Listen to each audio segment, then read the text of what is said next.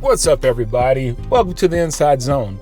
Look, I wanted to make a quick post about the recent news regarding ESPN acquiring the NFL Network media family, as we call it, or as they call it, or hell, nobody calls it that. I just made that up. But ESPN, we heard the rumors, but it actually is going to happen. And what this means. So a lot of people are freaking out. They're going crazy. A lot of NFL fans are saying, hey, now I have to pay for my Sunday games. What's going on, right? Oh my God, it's going to be $29.99 for me to watch football games now. This is ridiculous. ESPN, they always ruin shows. Oh my God, look at it. Calm down, people. Here's what we know so far. By no means am I an authority on this, but I do read. And this isn't as bad as it could have been, and this isn't as bad as you think it will be. So for NFL fans staring at their TVs, wondering what's going to happen next, here's what we know so far, according to AI. So ESPN acquiring the NFL Network media outlets. This is let's go through the pros and the cons, right? The pros.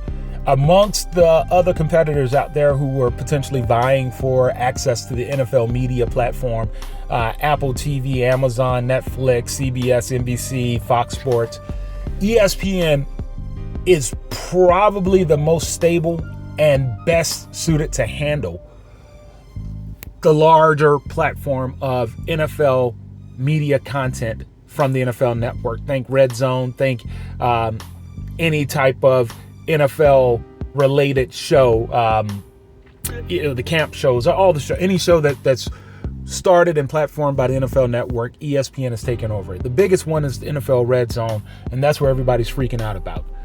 Relax. Here's the deal, right? So you're going to have two ways to access the NFL content via ESPN. One, if you have cable, if you have Comcast, DirecTV, or any other type of normal cable platform, YouTube TV, if your platform includes a sports package or you're getting NFL Network already, nothing changes. As of today, nothing changes. You still get the NFL package. You're still able to live life and do your thing.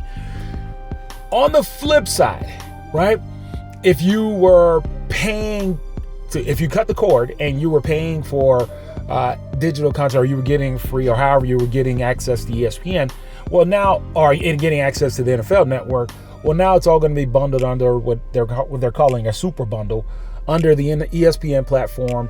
So even if you're paying additional for ESPN Plus, this super bundle deal for $29.99 is what they're kind of putting out there that the price is going to be. It's going to be a collection of all ESPN related ESPN leagues under it. Don't know how it's going to look. I don't know how they're going to differentiate between just the ESPN Plus stuff, where you get some of these sporting events that are lesser, not as popular. Think lacrosse from some random team in Texas, or some random D2 football team out of South Georgia that gets aired on ESPN. Think, above that, right? So the NFL being the largest sports league in the country, it is a relatively big deal for ESPN to take over and to be the main producer of this content. What's in it for the NFL? The NFL gets a 10% stake in the revenue growth, and they don't have the overhead anymore. They don't have to pay the talent. They don't have to produce. They don't have to have the real estate, the buildings, everything that comes with being a full studio production. All that's handed off to ESPN, which, if for the NFL, is a win-win, right? Their product is going to sell regardless, but the media outlet was something that they didn't feel like needed the investment to put into it. So might as well sell it off to somebody else that loves growing revenue in that way. The only con that I see is that, now it's about making money. It's truly about making money. So aside from the streaming side of the business, if the content isn't growing and the viewers aren't growing, we know that ESPN is not shy about cutting shows. They just cut a lot of good shows and fired a lot of good people in the latest round of changes at ESPN over the last year and a half. So what is that going to look like, right? Now, I know folks, you read on social media, they say, oh, ESPN, they always kill shows. They're going to kill the NFL. No, stop it, right? Think about this going to Fox Sports. Exactly, right? On the other side, think about this, right? If this would have been picked up by, let's say, Apple TV or Amazon, and the deal went there, now, regardless of your cable setup, you're paying for it. NFL, you're paying for, all the content that you normally are used to getting from the NFL Network for free. Now you have to pay for it. So if you have cable, as of today, nothing changes for your subscription. If you're paying $4.99 through your cable subscription, or $8.99, or whatever you're paying for the NFL Network and whatever sports package you have, that remains the same as of today. Things could change. It is ESPN.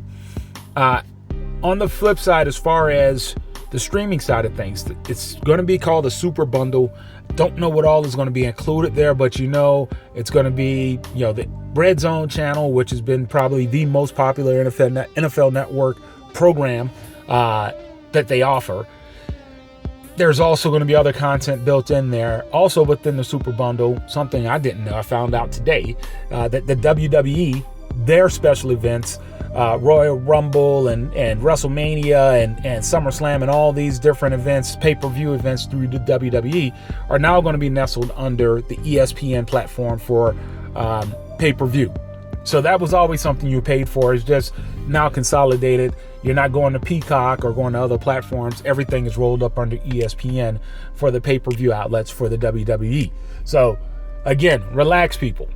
Not a whole lot is changing, but it will cost more if you don't have cable and you're 100% streaming. You will have to pay probably a bundled price for some of the content that you're used to getting maybe in other ways, right? So that's that.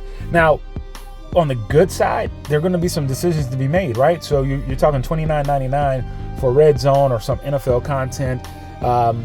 Look, YouTube owns the rights to NFL Sunday Ticket, right? At least through like 2029.